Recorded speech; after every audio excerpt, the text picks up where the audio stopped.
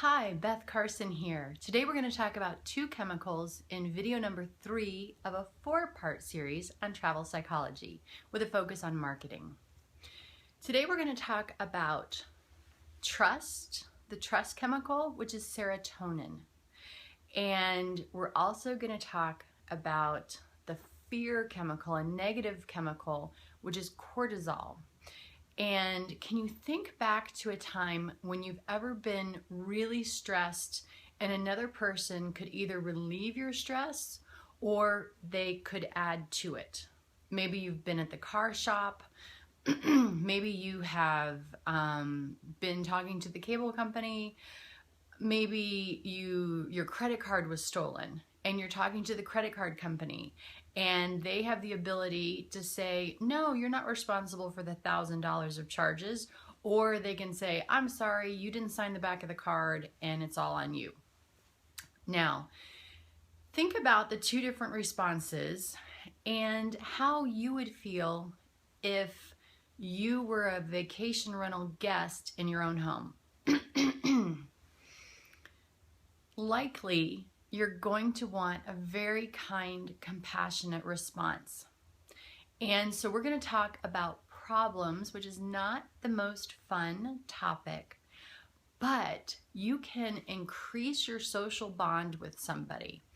It is a fact that if somebody has a negative experience while staying at your vacation rental or during the booking process, and you handle it brilliantly, there is a good chance that they will be more happy at the end than the guest that didn't have a problem at all. Crazy, I know. So we're going to talk about some practical ways that you can increase their level of serotonin when there's an issue. Now, first, you want to go out of your way to let them know that you want to know about problems immediately. Things happen. Surges happen, electricity can go out, a sink can flood, any number of things can happen. Something that happened to me at my vacation rental in Fiji is we had a group of 6 adults and an infant in from Sweden. And the area of Fiji that we were in lost power, and when you lose power, because we're a 2-story house and we rely on tanked water, you lose water, and you can't have 6 adults and a baby and no water. And so we jumped on that immediately, and what I did was I paid for a hotel room at the resort that they could use as much as they wanted. We had a pool on the property, so they still had use of Starfish Blue, my property in Fiji, but they also had the hotel room where they could shower and wash their hands, change the baby's diaper. It only took us about 8 hours to have the electricity turned back on. However, that was a good lesson, and nobody had told me that power outs are very common in Fiji, so now we have a $7,000 generator so that doesn't happen again. And we have a staff member that will go over and turn it on for them so they don't have to do that. So partly this group was so happy and they felt respected. They had cortisol creep up, which was, oh my goodness, okay, we don't have electricity, not a big deal, it's the middle of the day, but we don't have water. And so their cortisol levels are creeping up. Probably the mom's was at the highest, the mom of the infant. And then they talked to us, they let us know what the problem was, and we responded immediately. And that brought their level of cortisol down because it increased their level of serotonin and oxytocin, which is trust. So you want to handle, well, first actionable tip I can give you is plan for problems. I've only had a double booking once in over a decade, and that was 2 local groups, and they both changed the dates on me within a few days of arrival, and I just messed up. and it cost me $1,000 because I had to pay for one group to go stay at another place, and they kept saying, but we'd rather be at your place, even though my place was, you know, $300 a night in the low season and this place was $800 a night. They really did want my place, and they rebooked with my place rather than staying at the super expensive place.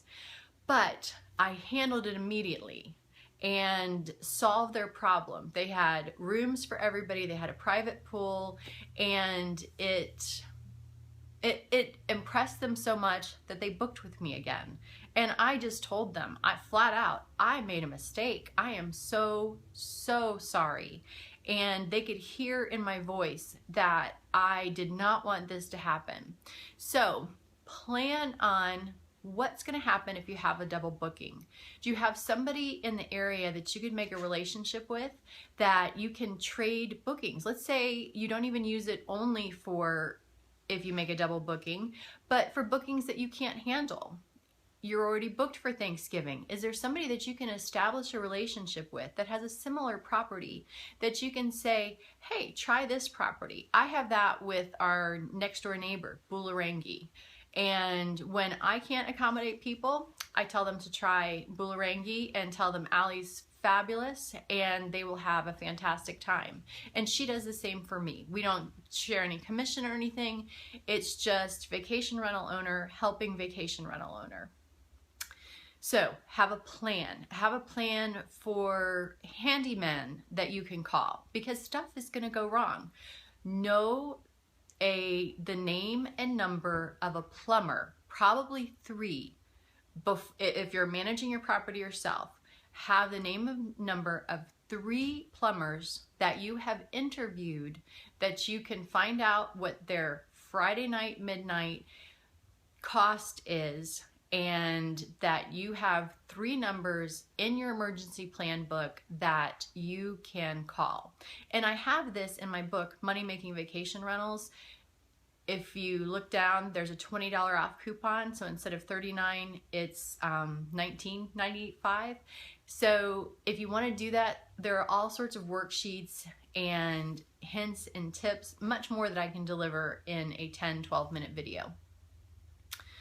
The second thing I want you to do, and I try to do this in every situation, if I'm having a disagreement with somebody or maybe an interpersonal relationship is not going quite as well as I want to, I try to shift and put myself in their shoes and think, is what I'm feeling reasonable, and is what they're feeling reasonable? Now sometimes this cortisol takes over and people get unreasonable, but think about how you would feel if you had planned this vacation, put it on your credit card, you're gonna have to pay it off once you get home, you've told everybody you're going, you're excited, you've traveled, and you get there and something's wrong. There's water all over the floor because a pipe under the sink burst. And your disappointment and cortisol raise. And you're gonna be upset. You've had very high expectations, and honestly, some people just don't deal very well with it. So put yourself in the other person's shoes. Think about how stressed they really are. It is a true chemical reaction that they are having with the disappointment in their planned, excited for vacation, and really show a lot of compassion. The last tip I can give you is something another vacation rental owner told me when I was managing people. And she said what she does in her vacation rental business, and at the time she had 16 rentals. So there was, and a lot of them were cottages that were old and quirky and needed lots of attention. She said the phrase she uses, or the sentence, is, what can I do to make this better for you? Let's say it's the middle of summer, the air conditioning goes out, and they call and complain. You tell them what's going to happen, and this is in the book. You are going to call the air conditioning company. You are going to get someone out there as fast as you everly can.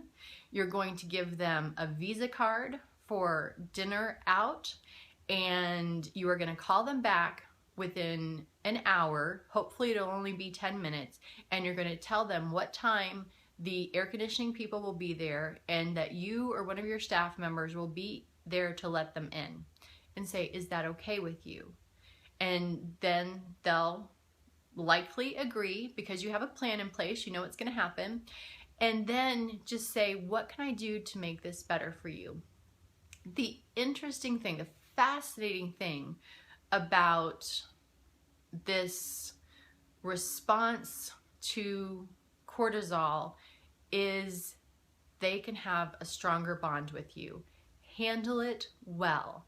And if you want to do a little homework, and I would love for you to send it to me at beth@bethcarson.com, is write about an experience that you had while maybe you were traveling or maybe in a stressful situation. Go back to that feeling before it was dealt with and think about the fear, the stress. I mean, maybe you lost your passport, you know, something, it could be something as simple as that. And then how did the passport agency handle it when you called? How did the airline deal with the fact that you didn't have the proper ID?